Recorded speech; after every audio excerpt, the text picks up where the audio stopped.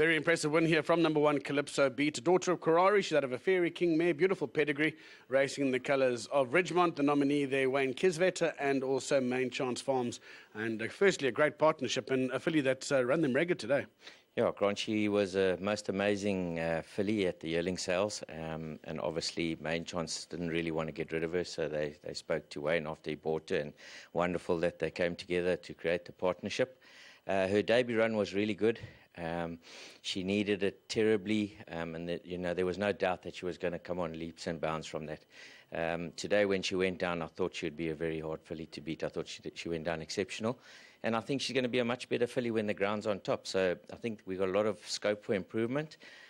So very pleased with that. Well done to Greg, the whole team at home. It's been a long, hard season. It's hard to believe we've already started the new season, but it's nice to get on the board with a winner for the new season. And big thanks to the Ridgemont team. It's nice to have Wayne and Belinda on course. So and also good to see Glenn here. So all in all, a very good win from her. It was a bit like the old days having Glenn Hatch in the photograph with you guys. Yeah, normally I used to shout at him. Now I have to praise him. Brett, well done. Obviously, I'm not going to ask you to go through your runs because Fiona's going to do that a little bit later on us, but you're on the board. Well done. Thank you. Excellent stuff. Well done to trainer Brett Crawford. Let's have a chat with the winning rider, and that's Greg Sheen. Greg, you wasted no time. This filly got to the front pretty easily, and she just kept on going. Yes, Grant, I gave a little shake-up out the gates just to make sure she wasn't caught flat-footed in a 5. And, her work back home and her first run suggested that she would give a forward showing today. And I was very happy with what I felt today. Yeah, she just kept on finding, and you basically had the race won at the 400. Yeah, I think through the 500, all of a sudden, as I said, I got out smartly, and the race just stayed away from me up the middle. She was inclined to want to lay out the first half of the race looking for company, and then she found her feet through the 600 and pricked her ears and took the bit for me without me asking. So it's always a good sign when they do that, because if they're doing that before you've asked them, hopefully there's another gear or two. And when I let her go through about the 400, 300, she lengthened nicely for me. I was just saying to the connections, she's a very bulky filly. She's quite butch. She's lovely to sit on. There's a lot of her. She's a little bit on the forehand, and this going's probably not to her liking. I think when it firms up a little bit and she can skip along the track and use more of her behind, we're going to see a better filly. She's very speedy at the moment. She'll probably get a 6 furlong, but we'll just see how she comes out of this going into the spring. I think the connections are going to have a bit of fun with her, though. They will, yeah. It's very nice to see Main Chance and the Jacobses have retained a share, and the Kisvetter and Ridgemont team managed to purchase her at the sales. And as I say, Main Chance keeping a share. Well done to Glenn Hatt, the racing manager, and the Jacobses. I'm sure everybody's going to be very excited. Obviously, all my connections, Ridgemont Highlands. Top job, well done. Thank you.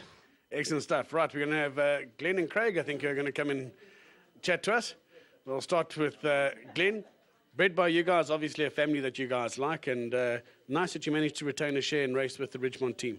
Yeah, look, I think, first of all, well done to Ridgemont and obviously to Dr. Jacobs. I think when we sold on the sale, Dr. Jacobs he doesn't want to sell it because, it's a family that's very close to his heart. And I'm so happy that we have, kept a share, And it's just great to start off the new season on a winning note. As an ex-rider, what did you think of that as a performance? She ran them pretty ragged, didn't she? Grant, she's a lovely big filly, and she stands out in that regard, first of all. And I said to Brett and everybody else after she went past the winning post, she looked so enormous, But I just liked the way she stood in that winner's box afterwards, and she was just eyeing out, looking what's happening. And that little signs like that show you there's something special about them. So let's hope it goes that way. Well done as being breeders and part owners and your partners. Well done. That was impressive. You must have enjoyed that.